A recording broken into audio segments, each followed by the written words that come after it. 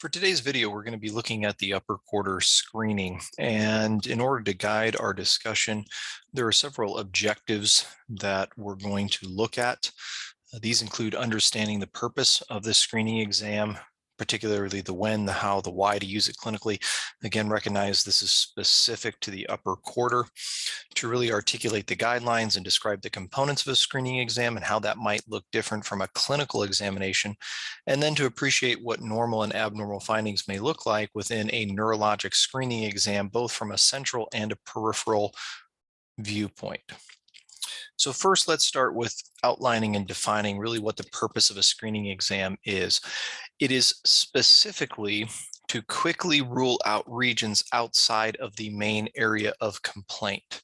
So for example, if we are working with an individual who is coming to see us secondary to complaints of shoulder pain, we would want to ensure that other areas that could involve the shoulder are not also complicating things.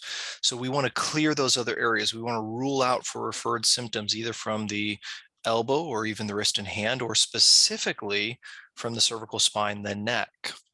So we recognize those areas and we look at them in detail, and possibly why we might be doing a screening exam is for preseason athletic participation, to ensure someone is appropriate for exercise, maybe before the initiation of a research laboratory-based study, or specific to the profession of physical therapy prior to beginning our actual clinical examination. There's really two things that we look at here. We look at our motor or efferent side of things, you do things, and our sensory afferent side, you feel things. And specific tracks that we may be looking at would be the DCML or the spinal thalamic tract, looking at variations on these two aspects of neurologic integrity. Now, because it's quick, it's really only 5 to 10 minutes. Sometimes it can even be shorter. Primarily, you're looking for negative results, and so you are selecting things that are sensitive, right? So the clinical pearl here is we don't really want to be too specific. That would be later for our clinical exam. We're looking for things that are sensitive such that when they are negative, we can appropriately rule them out and move on. However, if we get a positive result, that may tell us that we need to look further. We may need to look at alignment or symmetry. We may need to look at patterns of pain and referral patterns. We may need to look at symptom production or reproduction and identify what is that comparable sign, that thing that the patient came in reporting.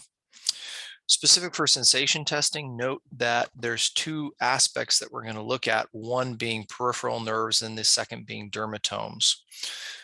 When we do that, we're really looking to assess somatosensation. That's different than merely sensation, which may include taste, smell, vision, some of those other aspects. And we think of those as being more related to cranial nerve integrity. There's a few rules that we want to ensure that we're following. For sensation, that includes always giving a reference. So on the off chance that this individual has diminished sensory response, we want to ensure that the reference is given in a location where we know integrity is already maintained, for example, on the cheek or somewhere else. We want to ensure their eyes are closed and we're performing this bilaterally and we are touching the skin, but in a very light manner. So use of a cotton swab or monofilament may be appropriate. We want to ensure it's random and that we're not sweeping where we might be eliciting a response that would lead to a false positive. And we always want to test that affected side first, then move to the unaffected side, such that the patient doesn't retain any memory from the last stimulus and start to almost develop a bit of pattern recognition. Now, myotomes are more the motor side. They're unilateral, they're alternating. We want to be mindful of lever arm and not crossing too many joints. The force is always applied perpendicular, and it's held for 5 seconds. It's an isometric hold, and what we're looking for is whether or not the patient is able to hold and maintain that contraction throughout, or do they begin to fatigue. Now, the components in kind of a hierarchy here is we would capture a history. Typically, this is taken from the intake form. We're always taking vital signs to ensure that the patient is appropriate or the client is appropriate from a cardiovascular, cardiopulmonary level, as well as others. And we're observing. What is their posture? What's their willingness to move kind of throughout? Once we do that, we're ready to move into the functional aspect of the upper quarter screen. We start with the spine, specifically the cervical spine, and we look at active range of motion. It may be appropriate or it may not be appropriate to add in overpressure, recognizing that that gives us a degree of ability to formulate our severity, our irritability, our nature, and potentially even our stage. Spurling's is a more provocative test that is sensitive for ruling out both musculoskeletal as well as neurologic dysfunction throughout the cervical spine. Then we move downstream, we move to the shoulder. We can look at combined motion tests that are more functional, such as hands behind the head, behind the back, and even Apley's scratch test, recognizing that Apley's is okay to see some variation side to side. That's relatively normal. We move to the elbow, forearm, wrist, and hand. Several tests we can use here help in terms of differentiating carpal tunnel to recognize phalanx and reverse phalanx. While they're helpful, they're not specific, right? So we need to use those with a grain of salt. And then finally, we move to the hand. Apley's is illustrated here. Recognize the difference between the A version and the B version. That asymmetry is relatively normal. The variation between phalanx being more compressive in the flex position of the wrist and hand versus reverse phalanx should alleviate in more of an extended position. However, phalanx is used to confirm the presence of CTS, carpal tunnel syndrome, by increasing that pressure. Clinically, many have found that it can actually be used to alleviate, which are exacerbated by the positions of the reverse phalanx. Clinically, most will use the reverse phalanx holding for about 30 seconds up to 60 seconds, and then follow that up to see if there's any variation there. Now, neurologic screening can be part of your clinical exam, or it can stand alone. Both are options here. And when we're doing this, we want to be cognizant of our root level. So this would be specific to our myotomes.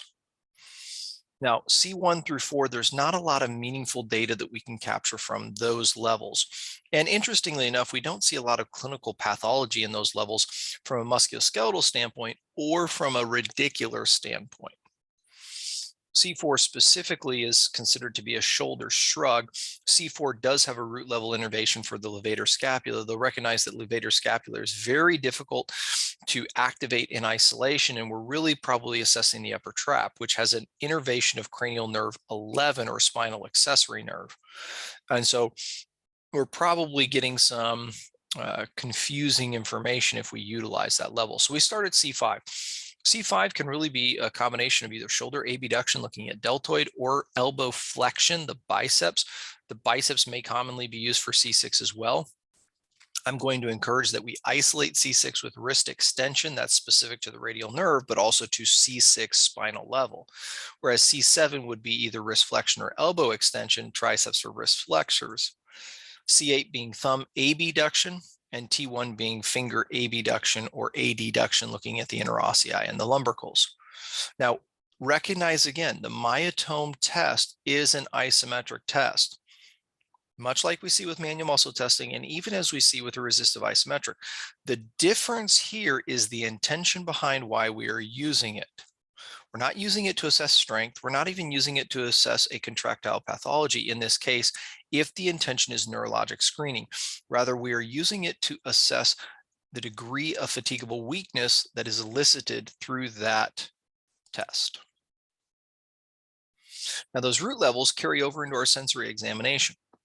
Again, multiple peripheral sensory nerves are illustrated here, but really the main three that we're interested in are the radial nerve, the median nerve, and the ulnar nerve. Radial nerve is typically root C6, median primary C7, ulnar primary C8. And you can see on the right-hand side where these would be assessed. Now, peripheral nerves are not the same as dermatome levels. Peripheral nerves are assessed when there might be a peripheral entrapment. For example, the radial nerve may be lacerated with a humeral fracture. The median nerve may become entrapped with a carpal tunnel syndrome, or the ulnar nerve may become entrapped at either Guyon's canal or the cubital tunnel at the elbow.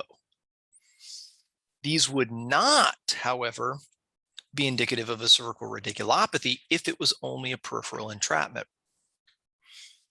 Now, if we want to isolate these we can do so at the wrist and hand using both the dorsal and palmar side. Radial is the dorsal side, the web space of the thumb, whereas median and ulnar are on the more palmar side, looking at the second digit and the pinky.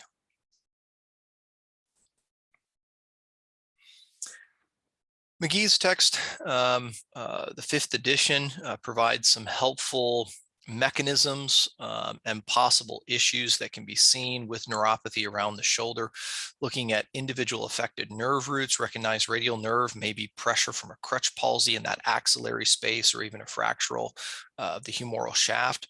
We can see issues with the median nerve. We can see issues with long thoracic, where we could actually see scapular control being lost and therefore a winging beginning to present. Musculoskeletal nerve and loss to the biceps, things along those lines. So take some time, review this. This is helpful in terms of applying why we might be interested in that differentiation between peripheral nerves versus central nerves. Now, to illustrate that further, dermatomes are still part of the neurologic exam. The difference is that dermatomes are specifically looking at a root level. We're looking proximal, more central, whereas a sensory exam looking at those peripheral nerves like radial, median, ulnar are looking more at the periphery. So for our sensory examination, we can look at all the root levels, starting at C1 and working our way down to T2. And really we're going through kind of that dermatomal pattern, working down the posterior lateral aspect of the arm, coming back up the more medial aspect, all the way to T2. Remember though, a dermatome is the area of skin supplied by a single nerve root, indicating a more proximal central component. So if we're doing a dermatome assessment, we're suspecting more of a central nervous system lesion, either root level or higher, right? And so with that, our assessment may look very similar. We might be using light touch, we might be using 2-point discrimination, but then we can also go one step further and look at kinesthesia, proprioception, and even stereognosis. CNS lesions are central lesions that display a more patchy sensory distribution than a spinal cord level or even a peripheral nerve lesion. For a peripheral nerve lesion, that is more of our sensory examination, and that's where we might have a traumatic injury like a humeral fracture or entrapment of a nerve at a known point, like the cubital tunnel, like the Guyon's canal, like the carpal tunnel. It's typically done in a dermatomal pattern or at the location kind of corresponding with that entrapment site. But again, this indicates a peripheral nervous system lesion, typically. And so how you might document this would be words that are related to sensation, the inability to localize sensation, hyperesthesia, which is an increased sensitivity, or hypoesthesia, a decrease, a paresthesia, that numbness and tingling, or even a thigmonesthesia, a loss of light touch sensibility.